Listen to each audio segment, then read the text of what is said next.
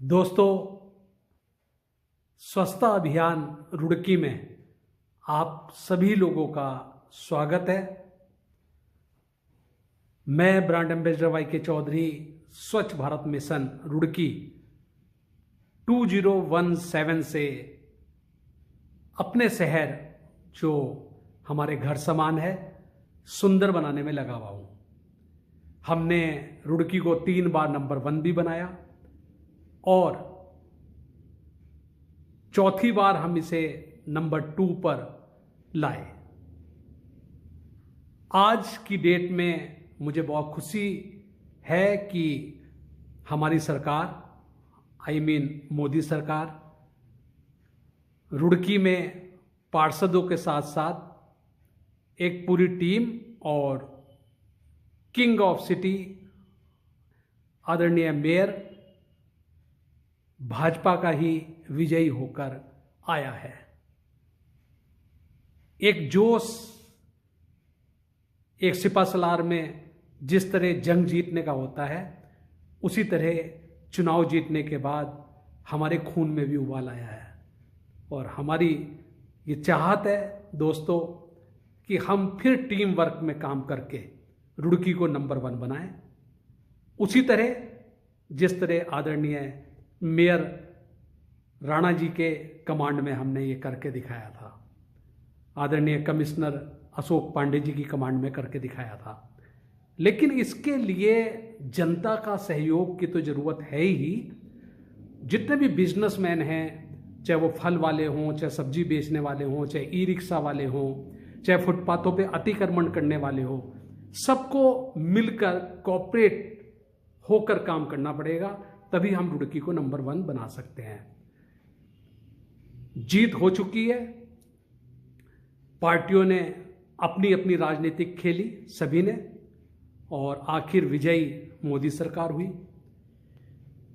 राणा जी ने भी बहुत अच्छा काम किया और कैंडिडेट्स भी वो बहुत अच्छे थे, अनुभव वाले थे। यदि वो जीतते या कांग्रेस की पार्टी उन्हें टिकट देती तो काफ़ी तगड़ा मुकाबला होता है ये, क्योंकि कांग्रेस के वोट जो अब दूसरे प्रत्याशी को बट गए वो भी उन्हें मिलते। लेकिन वो सब अब पिछली बातें हो चुकी हैं। उनका भी यही कहना है, बहुत खुले दिल के इंसान हैं। हाँ, हम हमेशा उनका सम्मान करते रहेंगे, क्योंकि रुड़की के पहले मेयर वो थे और रुड़की को नंबर 1 बनाने में उन्होंने जी जान लुटा दी थी। चलिए अब आदरणीय अनीता अग्रवाल जी की बात करें। मैम का अनुभव अभी नगर निगम में ना के बराबर है, लेकिन हम ये नहीं कहते कि कोई भी आदमी नया नहीं होता, नए ही होते हैं सारे। ब्रांड एम्बेसडर बनने से पहले 8 साल पहले हम भी नए थे, लेकिन आज हमें हर चीज़ की नॉलेज है, हर चीज़ के बारे में पता है। इसलिए हर मुकाम पे, हर सरकार के मुद्दों पर काम कर रहे हैं। अभी पिछले ही दिनों ई रिक्शा के लिए हमने काम किया, जो भस्मासुर की तरह 12,000 से भी ज़्यादा हो चुकी हैं। रुड़की की सड़कों पे सड़क दुर्घटनाएं हो रही है, उनके खड़े होने की जगह नहीं है। एक ई रिक्शा 10 फुट की होती है, और यदि उसे कैलकुलेट किया जाए 12-13 हज़ार से, तो 36 किलोमीटर से लंबी लाइन बन सकती है। कहने का मतलब ये है कि यदि उसे खड़ा कर दिया जाए एक लाइन में तो ऋषिकेश तक पहुंच जाएगी वो। तो सोच लीजिए 10 किलोमीटर के शहर रुड़की में 12,000 ई रिक्शा ने घेरा हुआ है चारों तरफ। पुलिस भी परेशान, एसएसपी परेशान, डीआईजी परेशान, एसडीएम परेशान, सरकार परेशान और ट्रैफिक कंट्रोल पुलिस परेशान। अब परेशान किस लिए? क्योंकि इच्छा शक्ति उन्होंने नहीं दिखाई। जब हमने 2018 में एसएसपी रिद्धिमा अग्रवाल जी को 5 सुझाव भेजे, और उन्होंने वादे तो किए कि 1-2 सुझाव को वही मानने के, 1 रिक्शा 1 मालिक। लेकिन आज हो क्या रहा है, एक एक आदमी 50-50 ई रिक्शा खरीद के किराए पे चला रहा है, वो भी एक बार नहीं, 2 बार नहीं, 3 बार, सुबह अलग, शाम को अलग, रात में खुद।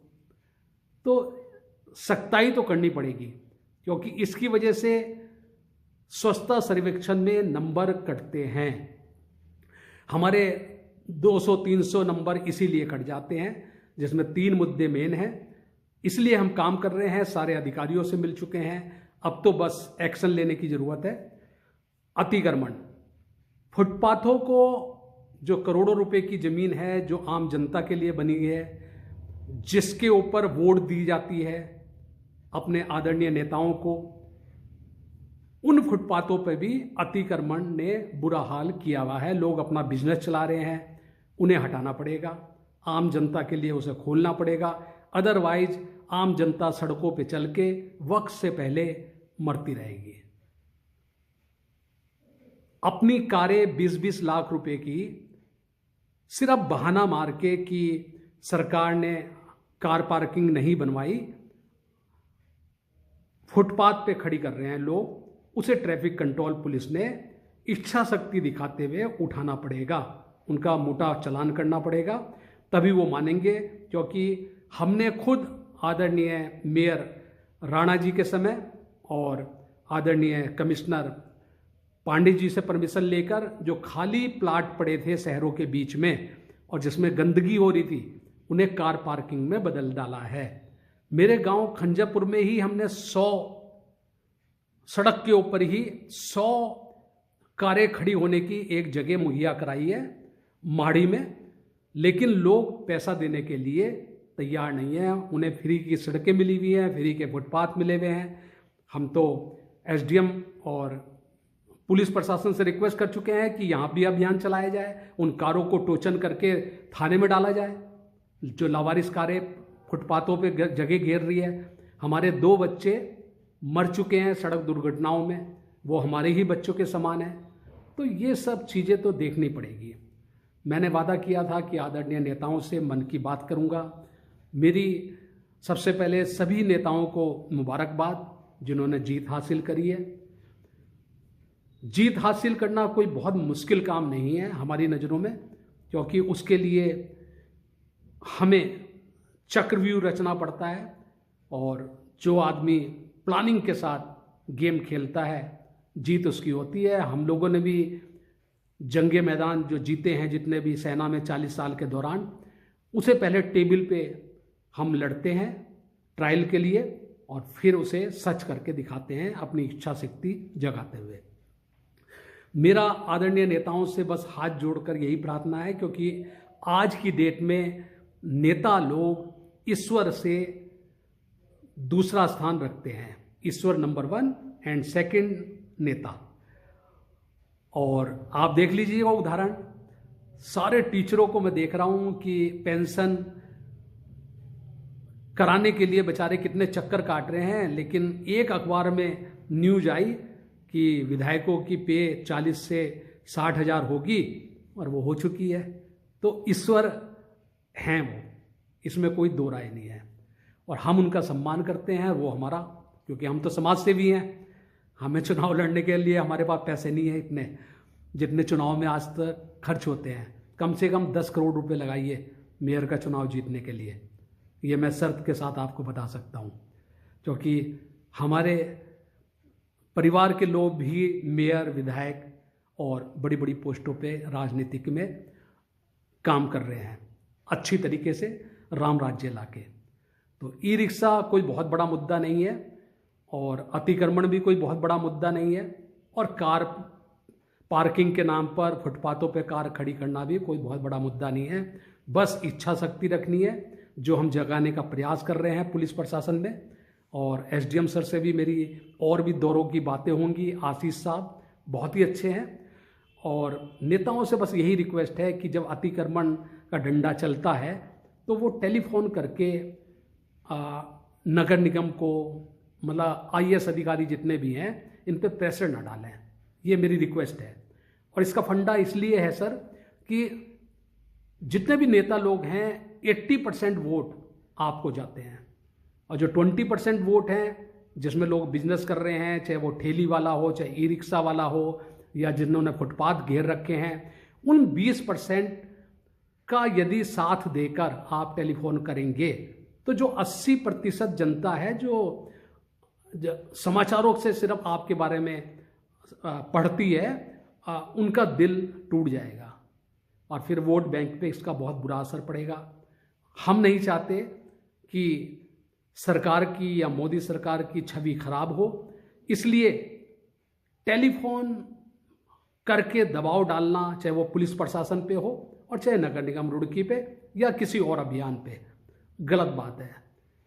हम समाज सेवा कर रहे हैं, आप जन सेवा करिए, जिसका वादा आपने किया है, राम राज्य लाइए, हम आपके साथ हैं रात दिन, निस्वार्थ भावना से, विदाउट पे, 0 वेतन पे काम कर रहे हैं। 8 साल हो चुके हैं, अभी भी करते रहेंगे जब तक जान रहेगी।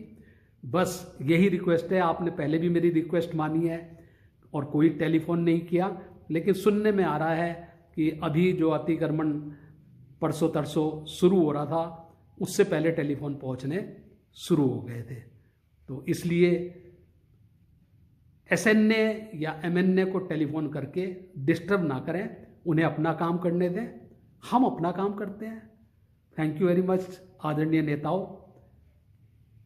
हमें जो संस्कार मिले हैं माता पिता से और जो धरती माँ से, धरती माँ मतलब सेना से, सेना ने जो हमें संस्कार दिए हैं, उसने हमें थोड़ा सा ऊंचा बना दिया है आम जनता से, इसलिए हम निस्वार्थ भावना से काम कर रहे हैं और मरते दम तक करते रहेंगे। और रही जीत की बात, नेताओं की बात, तो हमारे लाखों चाहने वाले हैं, यूट्यूब पर हम हैं, फेसबुक पर हम हैं, हमारी वीडियो लोग लाइक करते हैं क्योंकि एडिट नहीं होती, यदि हमने गाली भी दी है तो हम उसे कटिंग नहीं करते, तो उसे भी एक 80% जो लोग हैं वो उसे पसंद करते हैं और देखते हैं कि चाचा चौधरी किस तरफ जा रहा है। हम जिस तरफ जाएंगे वोट भी उसी तरफ जाएंगे। इसका उदाहरण गांव खंजरपुर है और चुनाव भी आप देख ही रहे हैं कि कितने सालों से जीता जा रहा है। और आजकल तो और भी अच्छा है नेताओं के लिए कि जितनी बार जीतेंगे उतनी पेंशन हो जाएगी। 60,000 पेंशन हो गई है। यदि कोई 5 बार या 6 बार जीतता है तो सीधा का सीधा 60 × 6 भी लगा लो या 5 भी लगा लो तो 3 लाख रुपए 5 के हिसाब से बैठते हैं। 3 लाख रुपए पेंशन। देखिए कितने अच्छे अच्छे रूल बनाए हुए हैं आपने। तो मेरी सरकार से, मोदी सरकार से यही रिक्वेस्ट है कि सर, टीचरों को जिन्हें पेंशन से रोका हुआ है, जब आपने वादा कर लिया कि 2005 से पहले जो भर्ती हैं विज्ञप्ति निकलने के बाद उनकी पेंशन के वो हकदार होंगे, तो उसे लागू करिए सर। पौड़ी गढ़वाल में बहुत बुरा हाल है, वहाँ पर वो लेटर अभी तक नहीं पहुँचा है। जो टीचर थे, राज्य तो एक है ना सर, तो कुमाऊं मंडल में जो चीज़ सैंक्शन हो गई, एक आधी टीचर एक्सीडेंट की केस की वजह से यदि पौड़ी मंडल में आ गई तो उन्हें भी वो लेटर का फ़ायदा मिलना चाहिए, क्योंकि वो भी तो 2005 से पहले की हैं, उनकी विज्ञप्ति भी तो पहले की है। तो कम से कम ये इंसाफ तो करिए। 60,000 पेंशन तो टीचरों की नहीं होगी, लेकिन पुरानी पेंशन तो लागू करिए। Thank you very much. मैं ब्रांड एम्बेसडर YK चौधरी, स्वच्छ भारत मिशन रुड़की, इसी तरह सफाई अभियान में जो मोदी जी का ड्रीम ख्वाब है, लगे रहेंगे हर धर्म के साथ, हर जनों के साथ। थैंक यू दोस्तों, थैंक यू।